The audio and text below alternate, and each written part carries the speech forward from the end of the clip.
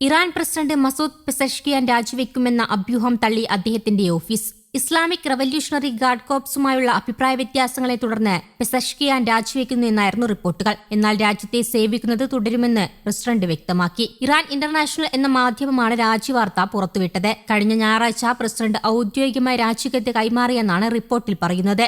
രാജ്യത്തെ നിർണായകമായ തീരുമാനങ്ങളിൽ നിന്നും നയരൂപീകരണങ്ങളിൽ നിന്നും തന്നെയും തന്റെ സർക്കാരിനെയും പൂർണ്ണമായി ഒഴിവാക്കിയതായാണ് പെസഷ്കിയാൻ രാജിക്കത്തിൽ ആരോപിച്ചത്. എന്നാൽ IRGCയുമായി അടുത്ത ബന്ധം പുലർത്തുന്ന വാർത്താ ഏജൻസിയായ തസ്നീം ഈ റിപ്പോർട്ട് പൂർണ്ണമായും നിഷേധിച്ചു. പ്രസിഡന്റ് രാജിവെച്ചിട്ടില്ലെന്നും അദ്ദേഹം തന്റെ ഔദ്യോഗിക ചുമതലകൾ പതിവ് പോലെ നിർവഹിച്ചു വരികയാണെന്നും വാർത്താ ഏജൻസി വ്യക്തമാക്കി. വിദേശ മാധ്യമ ശൃംഖലകൾ ഇത്തരം വ്യാജ പ്രചരണങ്ങൾ തുടരുകയാണെന്ന് അദ്ദേഹം വിമർശിച്ചു. യാഥാർത്ഥ്യവുമായി യാതൊരു ബന്ധവുമില്ലാത്ത അവരുടെ സ്വന്തം ആഗ്രഹങ്ങളാണ് വാർത്തയായി നൽകിയിരിക്കുന്നതെന്നും അദ്ദേഹം പരിഹസിച്ചു.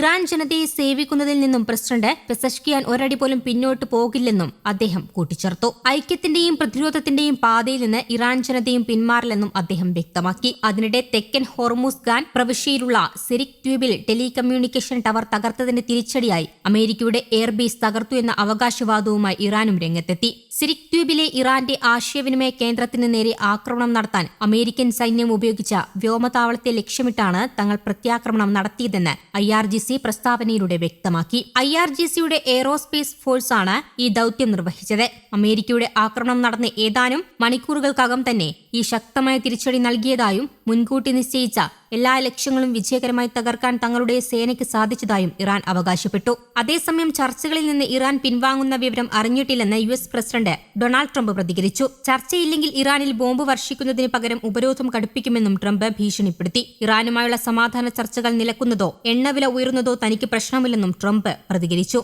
ബെയ്റൂട്ടിന് നേരെയുള്ള ആക്രമണ പദ്ധതി ഉപേക്ഷിക്കാൻ ട്രംപ് നെതന്യാഹുവിനോട് നിർദ്ദേശിച്ചതായും റിപ്പോർട്ടുകളുണ്ട്.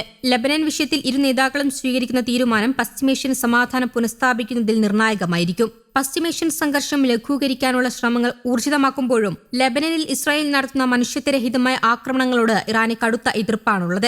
ഇസ്രായേൽ ആക്രമണം US ഇറാൻ വെടിനിർത്തൽ കരാറിന്റെ നഗ്നമായ ലംഘനമാണെന്നും ഇത് അനുവദിക്കാനാകില്ലെന്നും ചൂണ്ടിക്കാട്ടിയാണ് സമാധാന ചർച്ചകളിൽ നിന്ന് ഇറാൻ പിന്മാറാനൊരുങ്ങുന്നത്. USുമായുള്ള വെടിനിർത്തൽ കരാറുകളിൽ ലെബനനും ഭാഗമാണെന്ന് ഇറാൻ വിദേശകാര്യമന്ത്രി അബ്ബാസ് അരാഗ്ചി എക്സിൽ കുറിച്ചു. ഇതിനെതിരായ ഏത് ലംഘനങ്ങളും കടുത്ത കുറ്റങ്ങളുമായി ചുമത്തുമെന്നും ശക്തമായി പ്രതികരിക്കുമെന്നും അരാഗ്ചി കുറിക്കുകയുണ്ടായി. മേഖലയിൽ സംഘർഷം ശക്തമാക്കുന്നതിനിടെ ലെബനനിൽ ആക്രമണം കടുപ്പിക്കാൻ ഇസ്രായേൽ പ്രധാനമന്ത്രി കഴിഞ്ഞ ദിവസം സൈനികർക്ക് നിർദ്ദേശം നൽകിയിരുന്നു. ഹിസ്ബുള്ള തീവ്രവിഭാഗങ്ങളെ ലക്ഷ്യം വെക്കുന്നുവെന്ന വ്യാജേന നിരപരാധികളെയാണ് ഇസ്രായേൽ കൊന്നൊടുക്കുന്നതെന്ന് ഇറാൻ കുറ്റപ്പെടുത്തി.